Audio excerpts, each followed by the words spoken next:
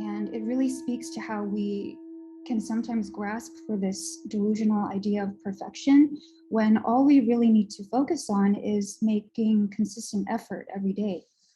And a lot of these obstacles, like judgment and attachment, will definitely come up in Shamatha. So we want to make sure that we're taking the right steps and have correct instruction, which is why we're so grateful to have Phuntsok. And today we're going to put these learnings into action with more of a practice-based session. So with that, Phuntsok, please.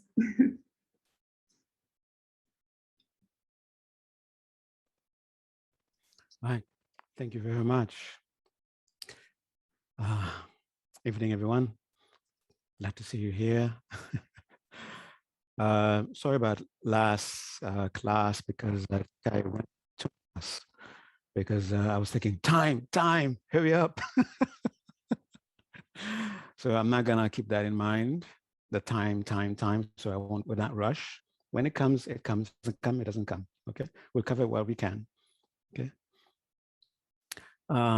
So tonight will be mainly practice. Practice, a little bit of talk, and more practice. Okay.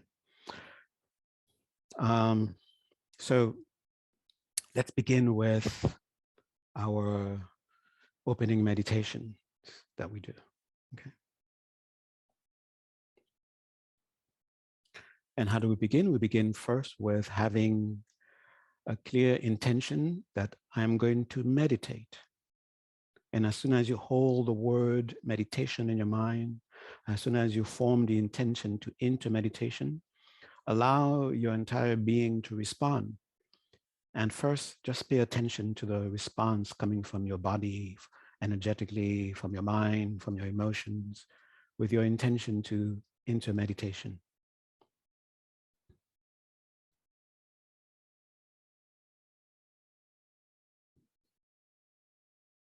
And taking these responses, now gently go to your body,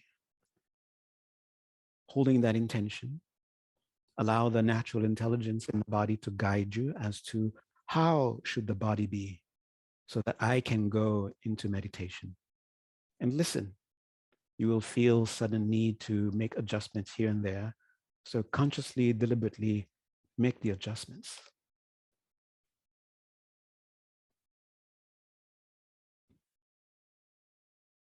And once you feel somewhat connected to a sense of calm in the body, a sense of stability, some kind of pleasantness in the body, know that you are touching the meditative state already and begin to rejoice, begin to reward this effort.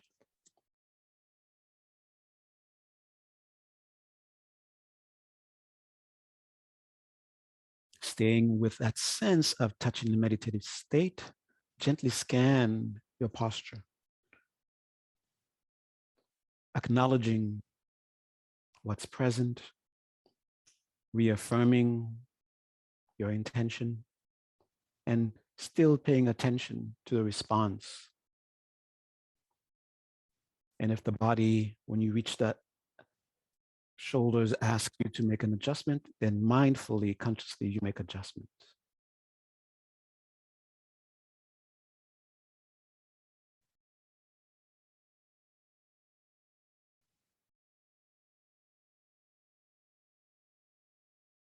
After you scan the entire body from legs all the way to your head, all the way to your eyes, there's a sense there should be some measure of confidence that I'm touching the meditative state. The signs are there. You're not deep into meditation state, but you're touching it. Acknowledge that. Celebrate that.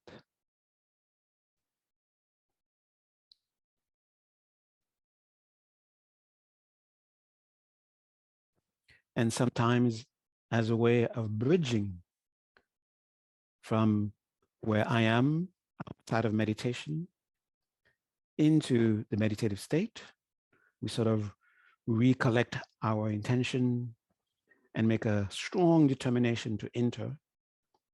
And if you wish, You can use the breath in some way or another as a way of crossing that bridge into the meditative state. You could do one big breath in and out, or you could just follow the breath and as if you're holding the breath, it's holding your hands and it's taking you into the meditative state. How do you know you're connecting to the meditative state? You begin to feel the signs deepening a little bit, the calm, the pleasantness, the sense of clarity, the sense of radiance. And you rejoice witnessing that in the body, energetically, in the breath, in the mind.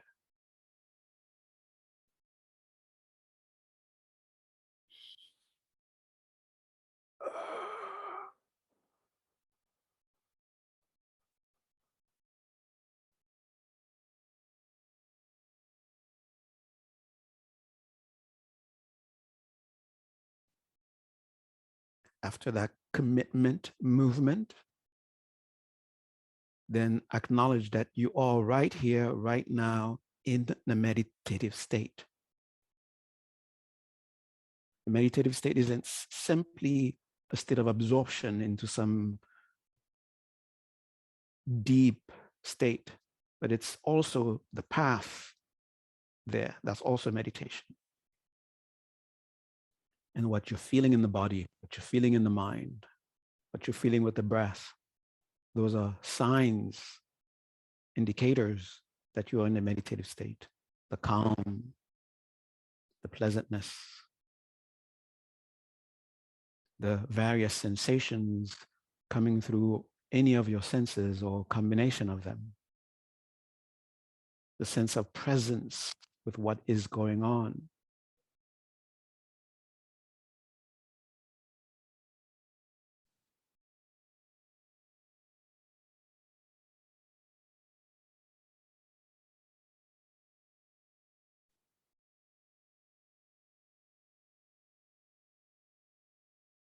And just keep following the breath. Allow the breath to continue to hold your hand.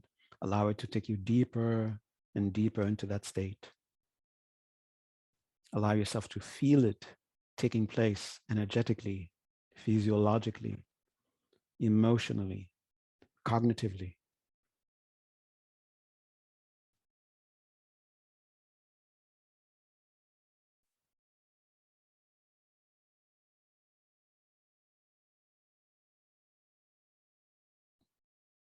And gently remember, what is it that you wish to, what is happening in your life that made you seek meditation? What is it that you're wishing to happen in your life that made you seek meditation?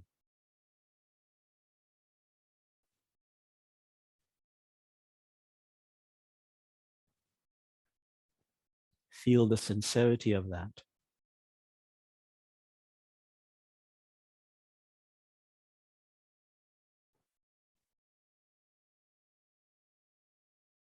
And as you feel the sincerity of that, direct your mind towards that source within us that ignited this curiosity, that ignited this seeking. The source that ignited this seeking has answers for you, has the directions that you need. So just be open to it.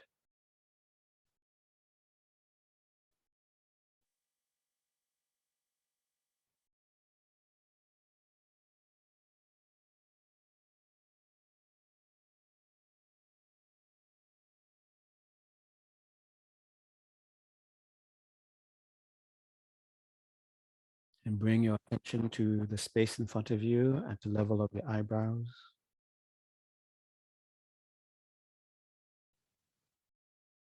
While you're feeling that sincerity, while you're feeling that sense of the source, your guide, your protector.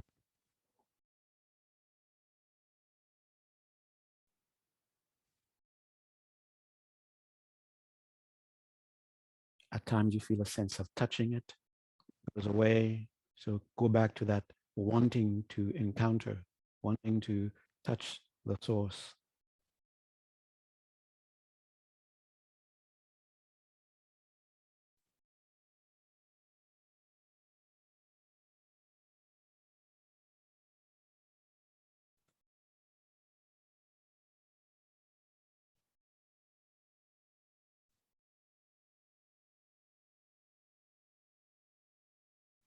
And somehow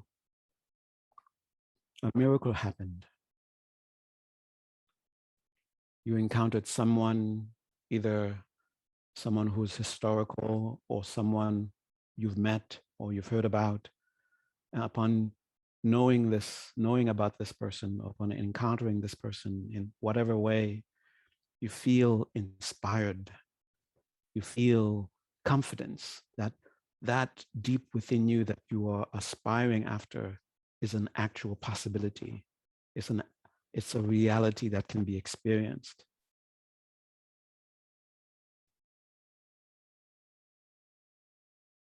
So whoever, whatever that may have been, hold that in your mind. Hold that in that space in front of you at the level of your eyebrows.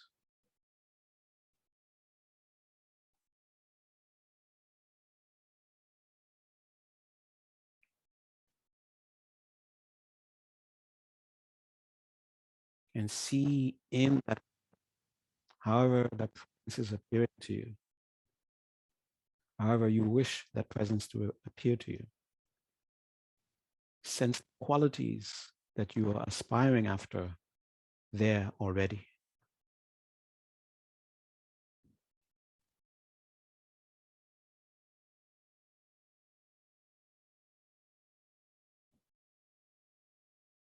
Feeling confidence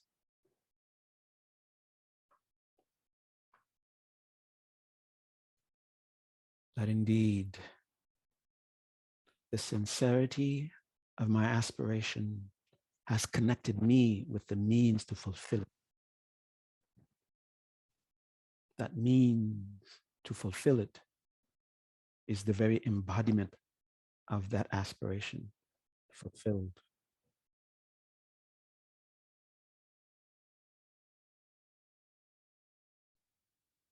And with the conviction that you are indeed open, there is guidance now available to you, protection now available to you. With that level of conviction, express reverence, trust, gratitude.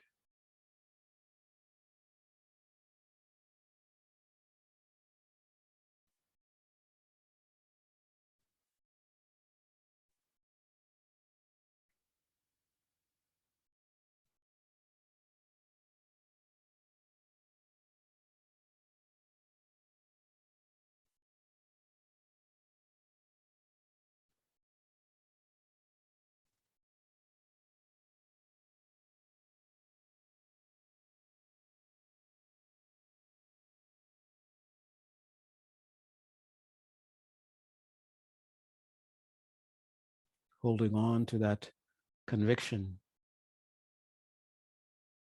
that indeed the means to fulfill your aspiration is right there in front of you. You can feel it physically in your forehead. And gently you bring that sense of presence to the crown of your head and have a great joy in your mind, great conviction. Yes, because of the sincerity of my aspiration, I am connected with the means to fulfill it right here, right now. It's above my head. I can feel it. You feel some sort of presence there, a bright, shining presence. And as you feel that bright, shining presence, about the difficulties that you know are present in your mind, that are present in your life, that are obstructing you, that are holding you back, and just have the wish to understand them, the wish to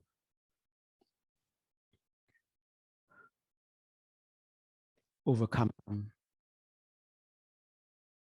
the wish to process them if they need to be processed. Just hold on to that without forcing it. And as you hold on to that, feel a light showering you from that presence.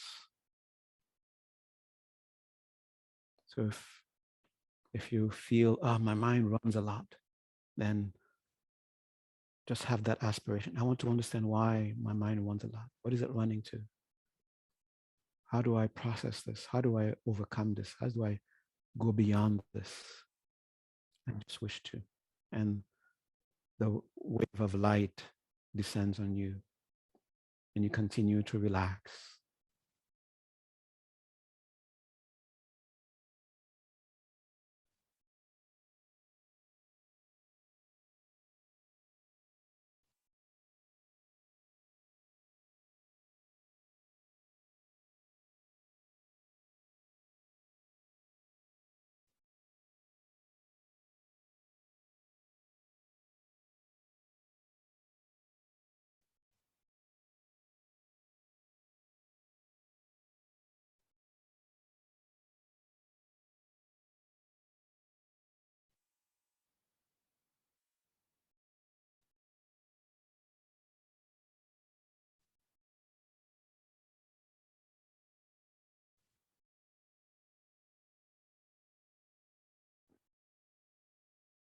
And with a yearning to be inseparable, meaning not just when you're sitting down to feel the presence, but in your everyday activities, especially at times when you encounter difficult moments, you want that source of inspiration to be present, to be readily available.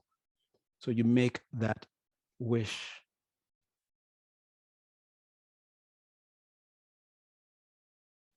When your anger flares up, when you're in a traffic jam, and your day is ruined because of the way you responded, you want to have that source of inspiration to be able to manage that in a way that is skillful, that is not dysfunctional.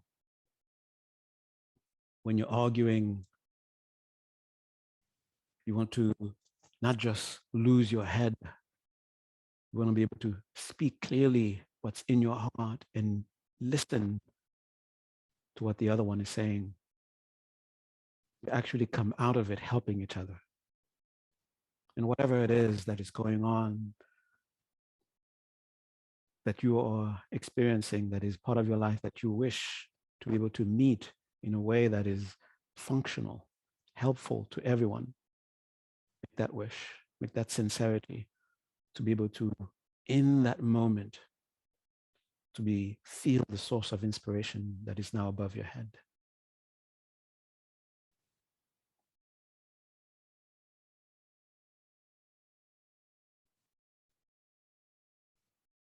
And as that wanting, that wishing for that connection to be vivid throughout your daily life gets stronger and stronger, there's a yearning for some sign for that.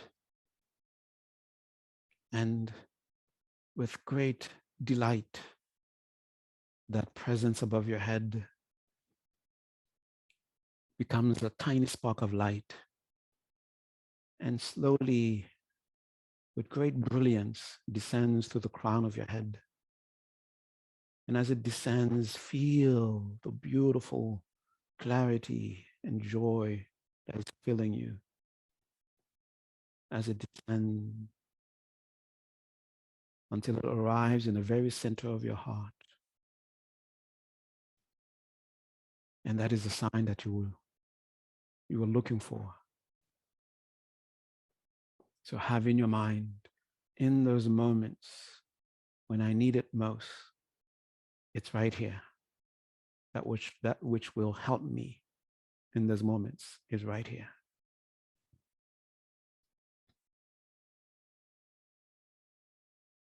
And feel its radiant presence illuminating your mind.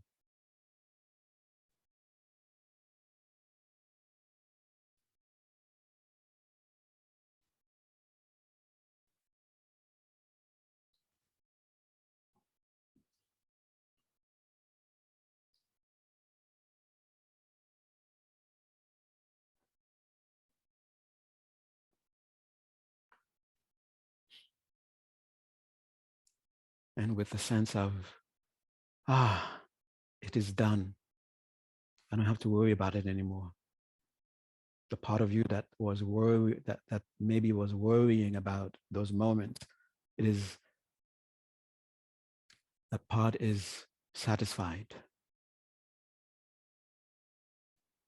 Now, with that sense of satisfaction, leave everything and just rest in just the space of the meditation. Let your awareness go to the signs of being in meditation. Wherever there is a sense of calm, go to it. And acknowledging the calm, rejoice. If there are sensations arising spontaneously, immediately recognize them as, these are signs of the clarity of my mind. These are signs of the luminosity of my mind. Recognize them, rejoice. And any pleasant feeling that is present, acknowledge them and rejoice.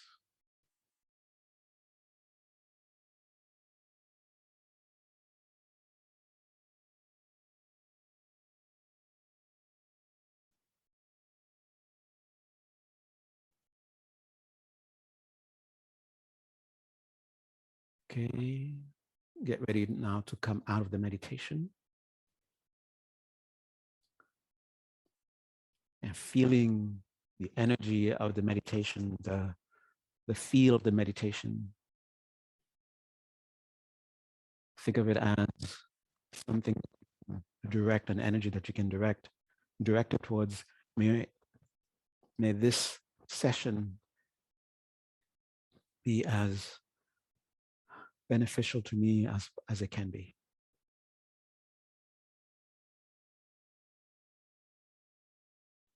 And with that, get ready to come out of the meditation. And again, use the bridge of the breath now to come out. You can take a deep breath or just follow the breath.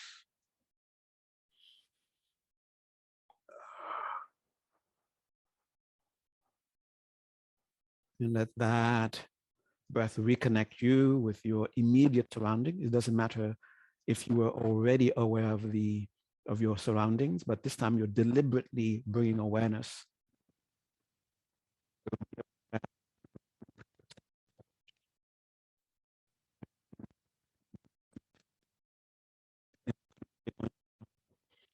Your sense of hearing, deliberately be aware of the different sounds that are around you. And slowly allow your eyes to take in light and make deliberate notice of colors, shapes, lights, shadows. Okay. All right. That was somewhat of a, you could say, a summary of what is, I thought was something that is that only within the Tibetan tradition that you find this, but actually you find this across all spiritual traditions. They have some way of, they have their own method of doing exactly the same thing. Okay. To energize you with what you're about to do so that you can take this energy into the meditation, so it can guide you, so it can help you, actually have some sense of accomplishment. Okay. And some sense of accomplishment doesn't necessarily mean that you become enlightened or you boomy or anything like that, but rather the fact that you go through the session itself. That itself is a great accomplishment. The fact that you're actually sitting down to do the session is an accomplishment. The fact that you went through it is an accomplishment. Doesn't matter what happened in between while you're doing this. Always come out of any session with a sense of joy. I've done it. It is a kind of necessary nutrition. It is called, referred to as a necessary nutrition for the mind to witness itself accomplishing what it sets out to do. Okay, so any moment, anytime, not just when you're sitting down to meditate, but also whenever you do it, whenever you set in your mind, I'm going to do this, as you're doing it, that you did it. Doesn't have to be anything big. It could be that I'm going to go to bed at 9 o'clock tonight. Okay, even though you usually go to bed at 2 o'clock in the morning. So if you actually take yourself to bed at 9 o'clock, that's a big accomplishment for you. So you should rejoice. So let the mind know that you are acknowledging. Okay, in the same way that we want the outside to acknowledge us, to recognize us, we also need ourselves to acknowledge ourselves, to recognize ourselves. Okay, and that's a kind of, it's a necessary nutrition. Okay, the mind needs it. It's food for the mind. This kind of sense of rewarding acknowledgement. Okay, all right. So tonight I wanted to go more into a sense of the practice, especially since I sort of ran through the practice last time. First you do this, first you do that, then you do that. Step 75. Okay, for those of you, it wasn't 75 steps. Okay, don't be scared. Okay. The main thing to remember is that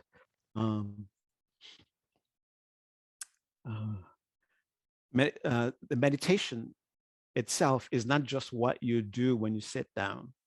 We also have to consider everything that you do throughout the day. You have to consider them. They are support. They are the support for the meditation. The reason that we find it difficult to have a sense I'm succeeding in meditation is because we're not giving it the support. We are doing perhaps the total opposite of the things that supports the meditation during the day, and we expect within the 15 minutes or 45 minutes that we dedicate to it to somehow have some miracle happen. Okay, no, it doesn't happen that way. Everything needs other things to help them become what they need to be. Meditation also needs that. And as you are sitting down to meditate, one thing to hold in the mind is that you're not looking for something, you're not looking to create something, you're looking to discover something. And whatever it is, like as soon as I say, okay, I want to see I want to experience peace. And if I'm not experiencing peace at that moment, it's because I am actively blocking myself from doing it. So the path of the initial path of seeking shamatha, seeking the state of shamatha, is first of all recognizing, acknowledging these things that we are actively doing. And we shouldn't consider them that we shouldn't approach them with the attitude of, oh, bad me, look what I'm doing, but rather understand that the mind is not seeking. Remember, even the ant is seeking nirvana. Okay, that is even though the mind does something and it encounters pain and encounters suffering, encounters dysfunction, the dysfunction is not what the mind was seeking in the first place. So even though there is a lot of distraction, there is a lot of the absence of peace, the mind wasn't seeking the absence of peace. It was seeking peace, but because of misunderstanding, because of misdirection, it ended up doing something unskillful. That is something that will not actually result in the peace that it sought. Instead, it ends up with these distractions. It ends up with the afflictions. it ends up with uh, the mind being very busy, always wanting to look for something outside of itself. Okay, so when we acknowledge that the mind is not looking for those things, the mind was looking for something else. It was misdirected. So in that way, it's just like, when you're a child wants to be very helpful and ends up making a big mess in the kitchen. Okay. The aim of the child wasn't to make a big mess. The child wanted to be helpful. But if we look at the mess as though that's what the child wanted to do, and we are chastising the child for wanting to do that, the child will think, oh, I should not help because I wanted to help, and I'm not supposed to help. Okay. So also in the mind, we should not chastise the mind. However the mind is presenting itself, understand that it's a result of seeking something that we actually want, that we actually wanted. It was just misdirected. So as you sit down, wanting to experience peace, the first thing that we encounter are what are referred to as the hindrances, the obstacles, and they are presented in many different ways. There's a beautiful presentation within the Tibetan tradition where the aim of it is to achieve shamatha. Remember, shamatha covers a whole range of mental states, from the first moment that your mind is collected, incapable of being disturbed, and to all those very deep levels of absorption that we can achieve. And why are the deep levels of absorption? Is to absorb the mind in those qualities that it seeks, on an everyday level. Okay. So the mind becomes absorbed in those things. So it sees them. So it recognizes itself in them. So it doesn't run away from them anymore, looking for them. So within the Tibetan tradition, there's the what are referred to as the 5 faults and the 8 counters to them. So we're going to flash them on the screen so you can see them, and we're going to go through them. And we will be able to practice, believe it or not. It's a lot, okay? The 5 faults, and I'm not going to go too deep into them, and we're not going to make this into some sort of philosophical thing, but rather a practical thing, right? The first fault is called laziness. And it's an interesting term. It's not laziness the way we understand laziness, okay? But rather it is more of everything involved where we finally arrive at laziness. We don't see ourselves actually doing what we want to do. We don't see ourselves sitting down to meditate. All the things that are involved where that's the result. I am not sitting down. Okay, so laziness can be a lack of interest. It could be because you don't have confidence that in your ability to actually achieve any sense of collected sense of awareness in your mind.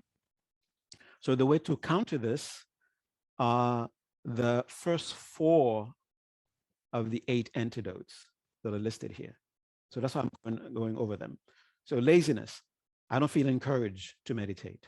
I don't feel inspired to meditate. Why? The reason that we don't feel inspired, the reason that we may even have a sense of aversion for the cushion, unless it's Samaya cushions.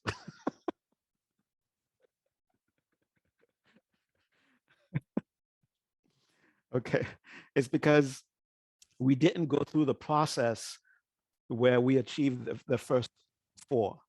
Okay, and these are things that come naturally. Why do I want to meditate? Why do I want to achieve shamatha?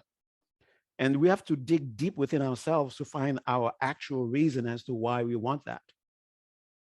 And once we discover, that's why I want it, that's why I want it, that's these are the values that I see in it, These are the values that I sense in it. And now I am examining and I'm looking at shamatha, or what it could be, or how my mind could be when my mind is in shamatha. And here you can all kinds of things. Problems that you have them because you don't have shamatha.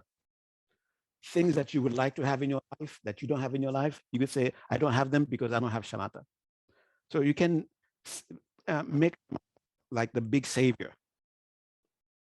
And you, because you see how it will actually help you. And when you see that actually help you, develop the first thing, which is here called confidence. Sometimes we've translated as faith, conviction, okay, or belief. I believe this thing can help me, or strong belief that it can help me. Okay, and just from that strong belief that it can help me, we cultivate that strong belief that it can help me, then we eventually have a yearning. Wow, it can help me. It can really help me. Then you find yourself, how do I do this? How do I do that? As a matter of fact, that's what I recommend to everyone who's seeking to meditate. Either you're just starting out, or you've been meditating for some time, but every once in a while you find yourself not being inspired anymore. It's because you didn't really take care of this first fault, not being inspired. So you should really make it very personal, not just because I was told it's a good thing to develop, but in my life, how I'm living my life, it is a good thing for me to develop. You should see it how it is relevant to you, so that you actually develop belief and confidence in it, and faith in it. You feel inspired. This inspiration will make you eventually yearn, will really want it, really want it. Okay, and we can see here that not to be too far from what we're talking about. For those of you who took the 12 links of dependent origination class, you can see the mechanism that the 12 links we're talking about here. At first, there is the initial wish for something, and that is cultivated, and it becomes naturally a stronger wish, or become overwhelming. Okay, remember, that's how life functions. Okay, uh, then after you yearn for it, after you have the deep wish, I really want it, then naturally you make effort. Naturally, you begin to do things. You pick up a book to study. What is this thing? How do I do it? And you actually sit down, you try to actually do something about it. The effort here is not uh, um, uh, just trying it out every once in a while. As you are trying it out, you should go back to making the confidence. Confidence is very stable. The strong belief that this will help me, the strong belief that I see value in this, the yearning for shamatha, you should keep cultivating those. All these cultivated together. Okay, and one will naturally give rise to the next, and then you keep developing them. Don't just do a little bit, and then you have some initial fire in you. Oh, I'm going to meditate, and that's it. You have to keep cultivating that, even though when you're meditating, you have to keep cultivating that. Okay, these are the stages that we naturally go through when we find ourselves that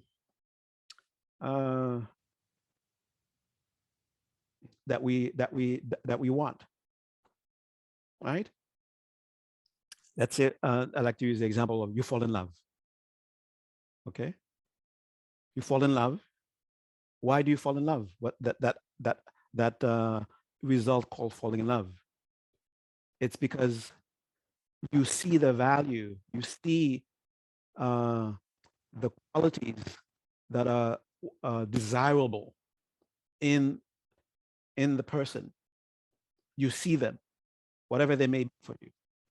Okay, And because you see them there and you are convinced they are there, then the natural yearning to be with that person comes up.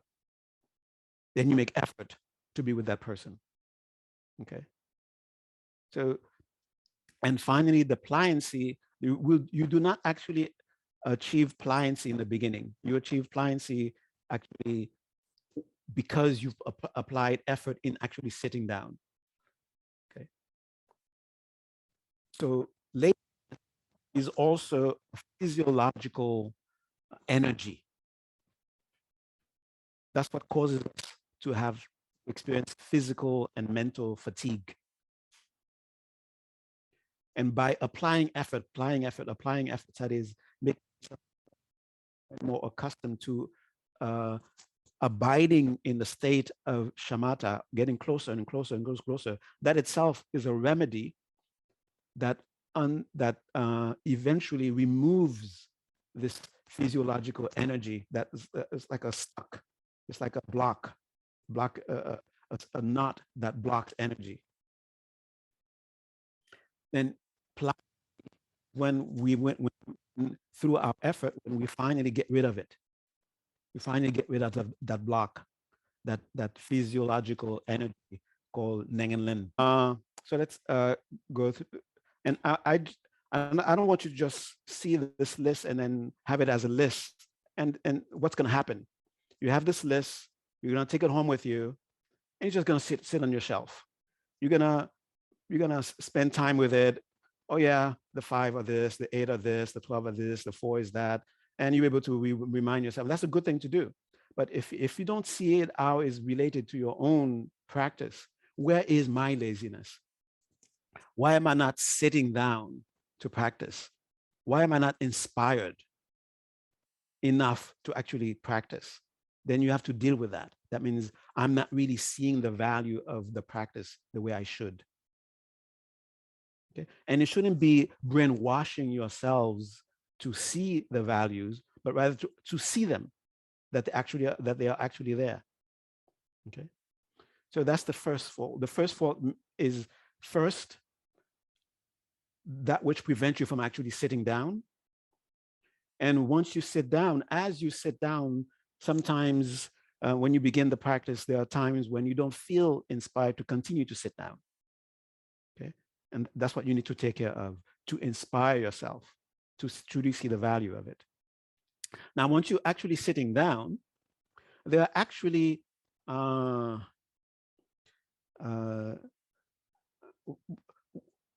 okay, I'll go fast. Okay. Once you actually sitting down and now you're meditating, the very first thing that happens is, remember, the mind tendency that is well trained is to be distracted. Whenever there is a conscious effort at collecting the mind, a conscious awareness of making effort to collect the mind, to collect attention, the mind says, oh, it's time to be distracted. Because that's how we train the mind to be. That's how we train the mind to respond when we are trying to do that. And what the mind has very skill at doing is to make us forget what we are doing. Forget in a sense like, let's say you're supposed to be focusing on the breath, and eventually the mind says, I don't see what I don't see what I don't see the joy that I'm supposed to find in this thing, in this sensation of air moving in and out, or however you're focusing on the breath. And the mind says, I need pleasure. I need contentment. I'm not finding it here. So the mind goes somewhere else, and it will go somewhere else. It forgets. You no longer have the breath in your mind. You no longer have the breath as the object of your focus, as the object of your attention. And because of that, we are forgetting. It's called forgetting the instruction. Basically, you're focusing on you're supposed to be focusing on something. You're training your mind to be able to stay on something that you place your mind on, but the habit of the mind is such that it brings something else where you completely no longer have that thing in your mind. That's forgetting the instructions. And the remedy to that is mindfulness. So this is where mindfulness comes in. And the only way mindfulness will help us here is if we are throughout the day are exercising mindfulness. Mindfulness is not going to suddenly be powerful just for the first just within 5 minutes of your day. We are strengthening the habit of distraction throughout the day. We cannot expect this energy to suddenly go away. So the way to help the mindfulness as you sit down is throughout the day, every once in a while, just be aware of what's going on. Look how I am standing. I'm actually walking. My left foot has this gait in it. I am talking, I am thinking, I have this feeling that's happening right now. So that's how you practice mindfulness. And this mindfulness that you practice throughout the day, that momentum you'll be able to take that momentum in your meditation. Okay. And it will be there with you. It will help you. The English word that is used is mindfulness, but the actual one of the translation of the word is remember. And this is going to be some things that are going to make you have mental fatigue. It's just like you are working out, you're doing an exercise for the first time, you're not going to be able to do it a lot of repetitions of it at first. You have to build strength, do a little bit and let it go, do a little bit, let it go. So as you are building this remembering, what am I doing? So you have to deliberately tell yourself, what am I doing? I'm focusing on the breath. Oh yeah, there's the breath. And you deliberately, even though you're not forgetting the breath, you have to tell yourself, what am I doing? I'm focusing on the breath. And that's going to be tiring. And I can tell you right here, right now, it's going to be tiring. It's going to make you're going to be bored almost to death. Okay? If you're not bored almost to death, that means distraction already took over you. You lost already. You can consider your being bored is an actual achievement. It's because you're actually doing what needs to be done, and your mind is just like you're exercising a muscle for the first time. You're starting to feel the muscle feeling a little tension and a little pain in the muscle. That means you're doing the work. Okay, so when you're starting to feel bored, when you're starting to feel, I don't think I can do this anymore, that means you're doing the work properly. You're exercising that capacity to hold the mind where you want it to be. Okay, and it's with deliberately remembering. What am I doing? I'm focusing on the breath. Okay, I'm focusing on the breath. What am I doing? I'm focusing on the breath. Remembering. Okay, so that helps with forgetting the instruction. The third fault is actually the real, what is referred to as the real obstacle to meditation. And there are two of them put in together as one. Okay, that is, you're no longer forgetting the object. You're no longer forgetting the breath. You're able to stay with the breath. Now you could say you're cruising. You are meditating.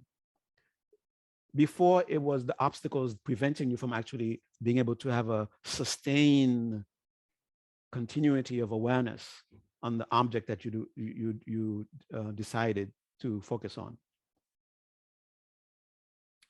And now you have that continuity. Okay.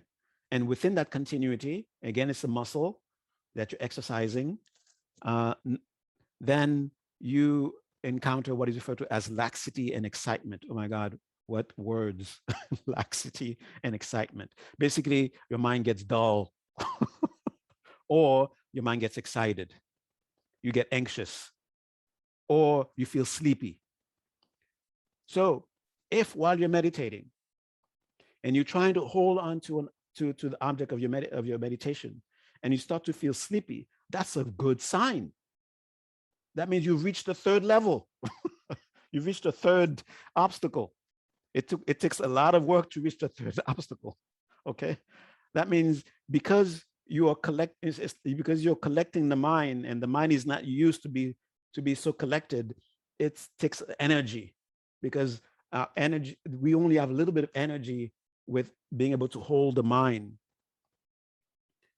Most of the energy of the mind is scattered is being used with worry, with and fear, with anxiety, those things are holding on to the energies of the mind. And now we have a little bit of energy and we're trying to hold attention. And eventually, that muscle that's holding attention gets tired. That's one way why we experience a dullness or sleepiness, is because you're working. So the thing to do at that time is to, there are many things that you can do. The things to do if your mind is feeling dull is to excite the mind. If the mind is feeling excited, you have to dull the mind. Okay, so think of something that will make the mind calm down. If it's too excited, if your mind is feel like your mind is like going all over the place, okay, think of something that will calm the mind. And usually it is said that think of something like impermanence will help to calm the mind from excitement. Okay, but it's basically too much energy that you don't know what to do with, and your mind is going to different objects, different things, different thoughts, and you don't know how, and there's a sense of not being able to bring a sense of order to that. Or the mind is actually collecting itself, but you're not used to that. As a matter of fact, the only time when you are used to that is when you're going to sleep. When we are going to sleep, there's a collecting of the mind taking place, a collecting of energy. And it's like that there's a part of the mind that says, oh, this person wants to sleep. Okay, bring in sleep. Because that's what the last time we encounter what's going on here is when we try to sleep. And also the very last thing, and all these are very good. Remember, the sleepiness is not, it's a fault, but encountering it means you're doing the right thing. It's a stage we have to go through. And the last reason why it is happening is because the energies are collecting. As the mind is collecting, the energies within the system are collecting also. And when the energies are collecting, it brings a sense of calm that we immediately, because of habit, associate with sleepiness. And the thing to do to this is to be vigilant.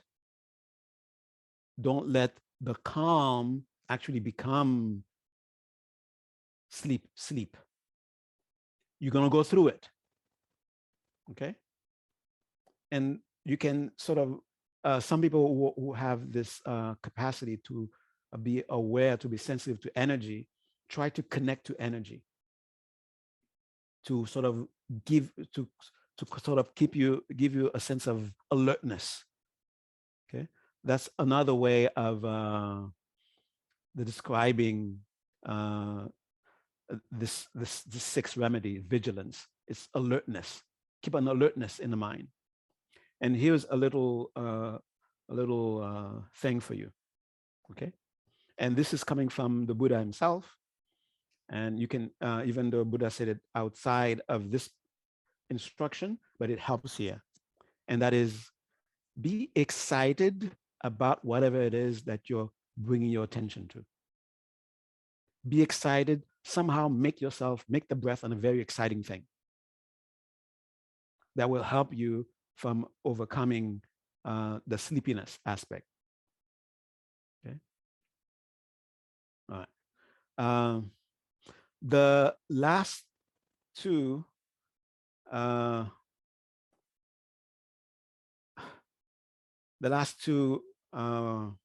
obstacles and the last two remedies, they don't really help.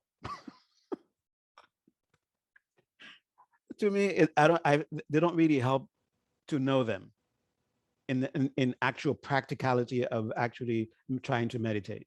It's basically, once you've gotten sleepiness and excitement under control, you might become overzealous, that you try to overcome something that doesn't need to be overcome. And when you're trying to exert effort when effort is not needed, that's the fourth problem of meditation. And the other one is the opposite of that. When there is the presence of any of the faults in your meditation and you're not doing anything about them. Okay. So they're presented as faults of meditation, but they're not really faults of meditation per se in the dynamic of meditation. Okay. The main thing is dealing with what's actually happening to the mind because you're meditating. Because you're meditating, there's a collecting of the mind, and because of that, the mind interprets that as sleep and then tries to make the session into sleep. Or because you're tapping into energy that you're collecting, the mind becomes too excited, and then the way its habitually respond to that is to have a lot of thoughts, a lot of emotions. And that's what we have to deal with. And the way to deal with that is with being aware of them, that they're happening, be alert, be on the lookout, and actually at first tell yourself, beautiful. Now I see something that happens when you're trying to meditate. That means I am meditating because I'm encountering the obstacles of meditation because I am meditating. And that will help you prevent the automatic response to make this into sleep, or the automatic response to create excitement in the mind. All right. All right. That's all I'm going to be talking about in terms of the obstacles to meditation. And these are the obstacles that are presented in a very classical, every single tradition in Tibetan Buddhism, when they're presenting, when they're teaching on shamatha, that's what they present. They present those things. Doesn't matter. And different traditions may present the same things differently. Or perhaps they might take one that where, like, for example, the third one, dullness and excitement, and they make it into two separate ones for us to deal with. Okay. Now, practical. Okay. And we don't have much time, but we're going to do a little meditation. Okay. Meditation, time to ask questions, coming up. Not yet, but here it is. Here's the preparation for what we're going to do. Okay.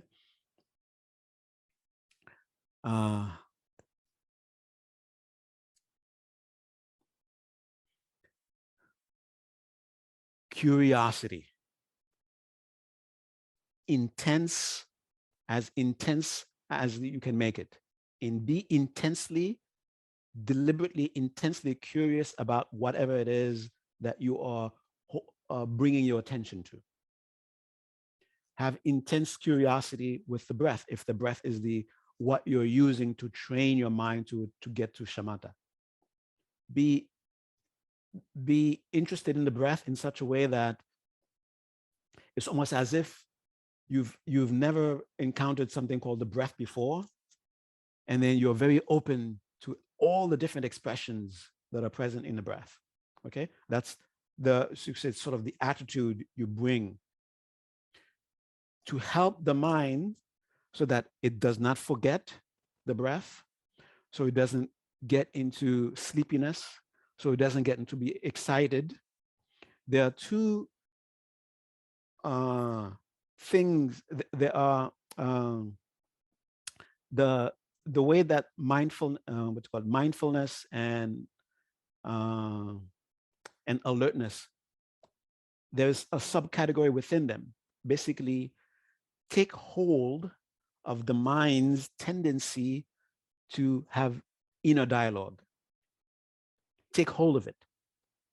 As a matter of fact, for those of you who are familiar with sadhanas, that's what a sadhana is. You take hold of the tendency of the mind to have inner dialogue, and you give it a script. Rather than it running off and having its own script all over the place, you give it a script, and the script is centered around the object of meditation. Okay, so have an inner dialogue taking place, but let it be centered around the breath. As long as the dialogue is on the breath, you are meditating. You have not forgotten the object. This in-breath is short. The out-breath is short. The in-breath is long. The out-breath is long. The in-breath, I feel it all the way to the onto the bridge of my nose. I feel it in my throat. I feel it in my chest. I feel the air is warm. I feel the air is cool. So whatever it is that you can notice about the breath, if the breath is your object of meditation, you speak it to yourself. That way you don't give distraction the opportunity to grab that function of the mind of inner dialogue. You're using it yourself. Okay, and you're using it in such a way that it actually helps you to stay focused. And actually, this inner dialogue is present in a very can be present in a very focused way, where you actually experience the first levels of bliss with it. Okay, so your mind doesn't need to completely be shut down in terms of inner dialogue in order for you to experience deep shamatha, some levels of shamatha. Okay, all right. Okay, so take those in mind. Now we're going to do a very brief meditation, just to exercise. Okay, it's going to be on the breath. So the first thing you're going to do is have the sense of what is meditation? I'm going to rest in the natural state of my mind. Okay, and I'm going to use the breath as a bridge to that experience. So you hold that in your mind. And you just feeling that intention.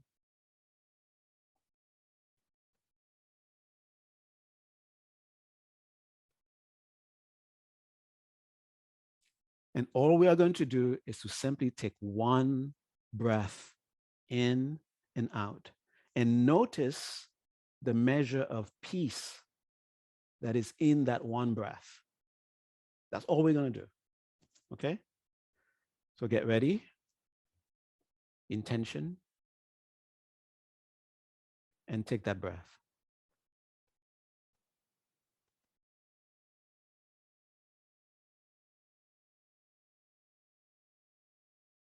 Now stop and congratulate yourself. I did it. I followed one breath, and there was no distraction. Let me see if I can do it again. And one more time, you do it. That's what you're going to do. Take one breath, really follow it. If for some reason there is distraction after the end of the exhalation, while you're doing inhalation, or at the end of inhalation while you're doing exhalation, then just follow the inhalation or the exhalation, the length of it. Okay? And notice the absence of distraction. And notice the qualities that are present in that absence of distraction. So what you want to get the mind to be acquainted with that. Okay? Okay. So do 5 breaths like that.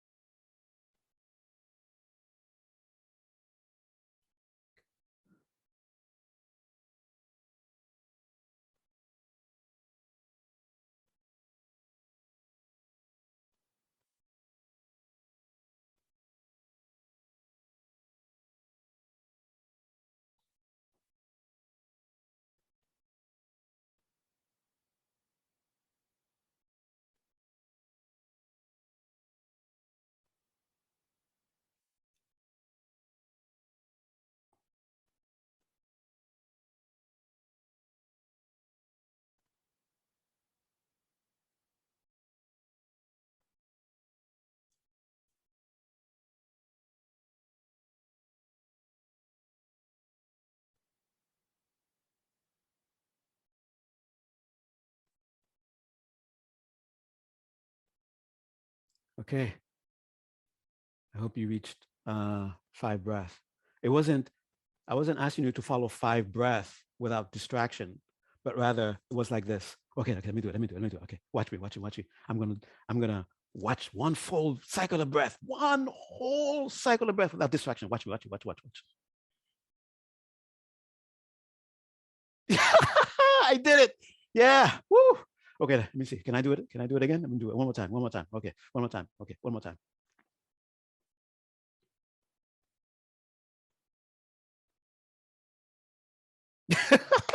I did it. I did it. I did it. That's what you're gonna do. Okay. The thing is, you want the mind to see. Look, you can do it. You can experience no distraction.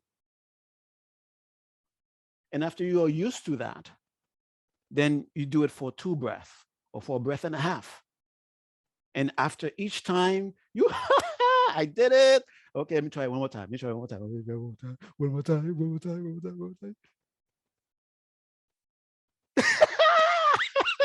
I did it. Okay. You need to do that. Okay. And take the breath as an example. So whatever it is that you're trying to meditate on, try to follow it for whatever length of period of time without distraction, and congratulate yourself for that period of time that you're able to do it. And watch yourself do it again. Watch yourself do it again. When you're rejoicing in doing that, it's like the habit of distraction. What's going on over there? What's going on over there? What's the excitement about? What? There's something happening over there? I don't have to go over there? Okay, let's see what's going on over there. What is it? What is it talking about? Okay. Then eventually you're able to hold it for longer and longer and longer. And as you hold it longer and longer, you go deeper and deeper into the peace, deeper into the joy, deeper into the clarity, deeper into the radiance, deeper into focus. Okay. Sorry, that was uh, that was it as far as the practical aspect is concerned. That was a big buildup for just that, right? Okay. All right. Any I'm open the floor open to questions.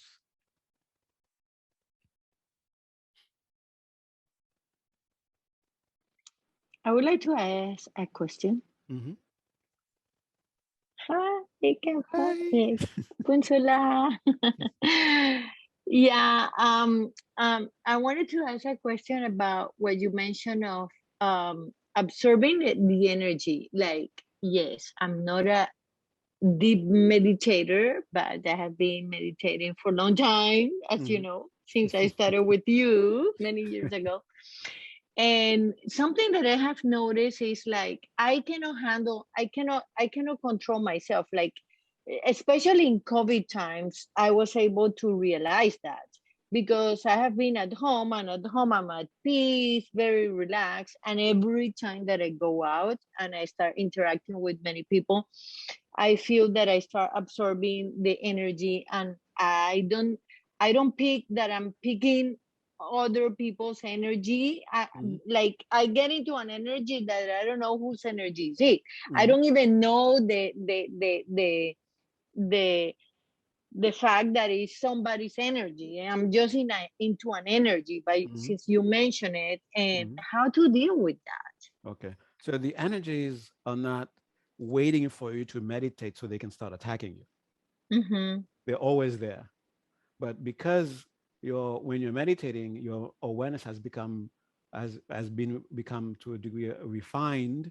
Now you are Yeah. aware, and just acknowledge that. Now I'm just aware of what's always been here. Okay. Yes, but you are aware, and then how you handle. No, you don't try to do anything about them in the beginning. Okay. Uh-huh. In the beginning, just be aware of them, and just in the being aware of them, you get an insight as to what to do. What And to do? Okay. what you may need to do may not be what someone else may need to do. So you have to, just by being aware, just by being present, that itself will allow you to find the insight you need as to, or if you need to do something and what it should be. All right. Yeah, Okay. Okay. Thank you so much. you're welcome. Okay. All right. I think it's time for our closing meditation now, since there's no question. Uh, this, uh, I, I, as you can tell, um, and those of you who've been attending my talks for quite some time, I'm very excited about the topic of meditation. And we're thinking of making this into an actual course where there's more information, there's more time to practice, and actual opportunities for us to actually gain experience, so we can uh, gain confidence about shamatha. Okay, so if you're interested in that, then maybe you can make it happen. Okay. All right. So let's do our closing meditation. It's the same meditation. Bring the same attitude towards it, right? You're using something to eventually arrive at abiding in your natural state. Okay. And what we're going to do now, the sense of us, we're going to expand it. So bringing the intention to meditate.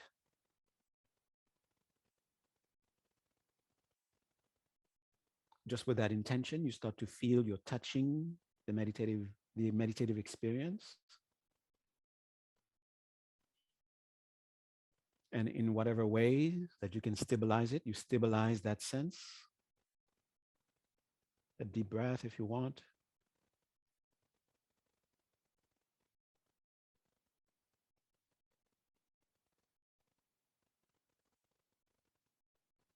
And begin with the us, that is your collective, your personal collective, that is us.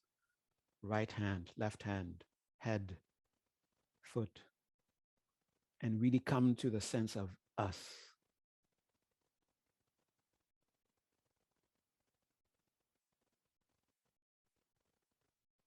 It's not what does the foot want, always bothering me. When the foot needs something, it's me. I need something.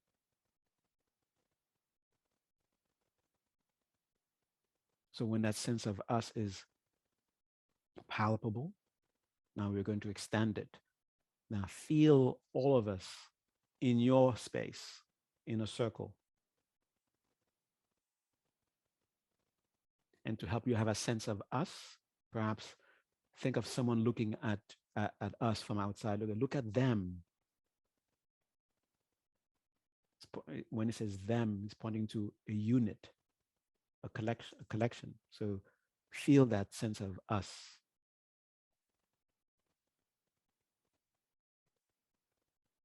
And as we feel that sense of us, it begins to take shape in front of us to strengthen that sense of us that we are feeling, a bright, beautiful presence in the center of our circle.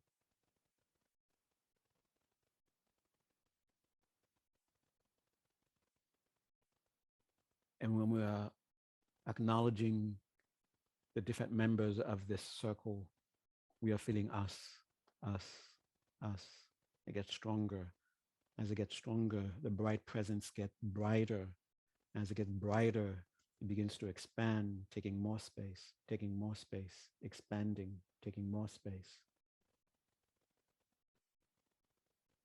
And as it takes more space, it begins to include within itself everything, making everything us. And eventually, the individual members of this group is no longer seen. All we see is this big, bright ball of light. Continues to expand.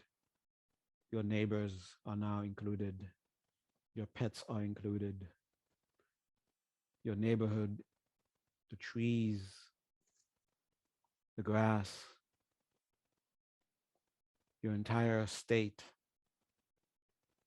until this entire earth is just one big ball of light, which is us.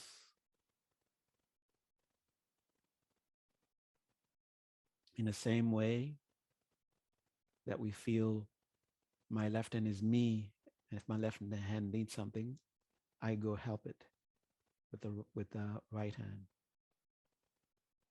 So when the earth needs something, when the mountain needs something, that's me that needs something.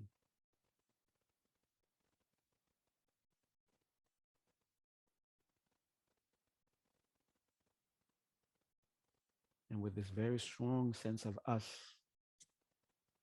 solidified, then we no longer need this image. Then the big ball of light begins to shrink.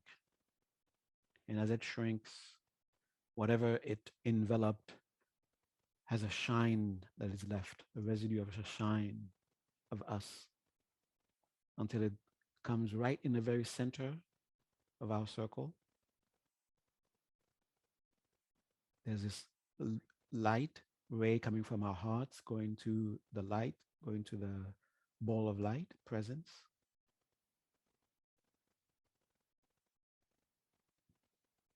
It nourishes me, and I nourish it by taking care of me. I take care of us. By taking care of us, I take care of me. And with that acknowledgement and recognition and realization, no longer this ball of light is necessary as a focus to remind us. Then it becomes rays of light that dissolves into each one of our hearts. And the sense of us is very strong with us, each one of us.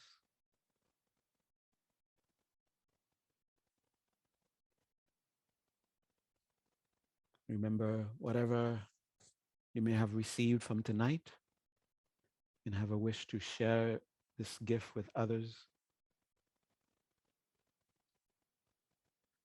make a dedication, either personal or for someone you know, or a group, community somewhere.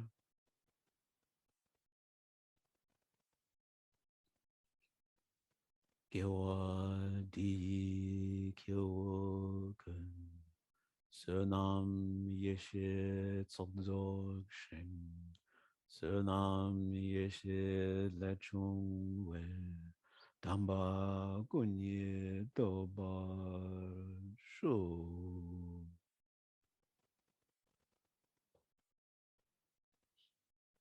Okay.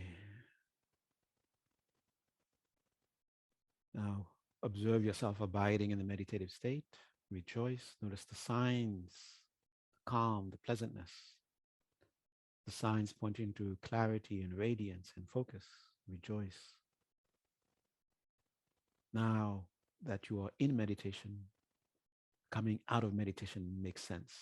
Now let's come out of meditation. You want to bring awareness to your senses, to your immediate surroundings nicely, slowly. Begin with a nice deep breath. You feel and hear.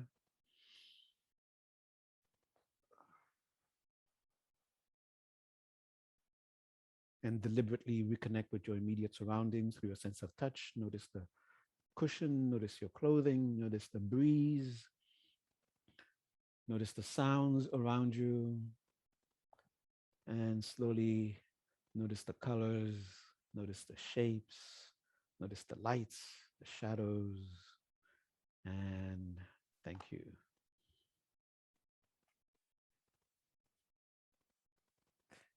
Thank you so much, Phuntsok. Thank you everyone for joining here live and through the recordings wherever you are. As Phuntsok mentioned, there's the idea to turn this into an official course with going a lot more in depth and with more covering more material.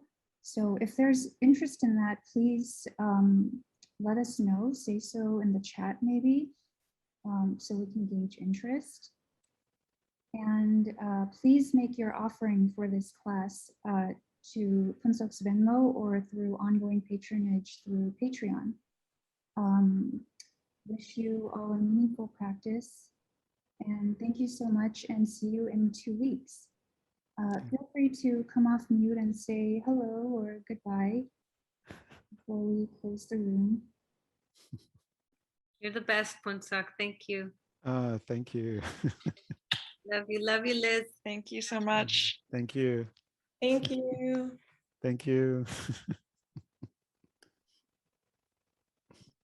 Thank you. Thank you.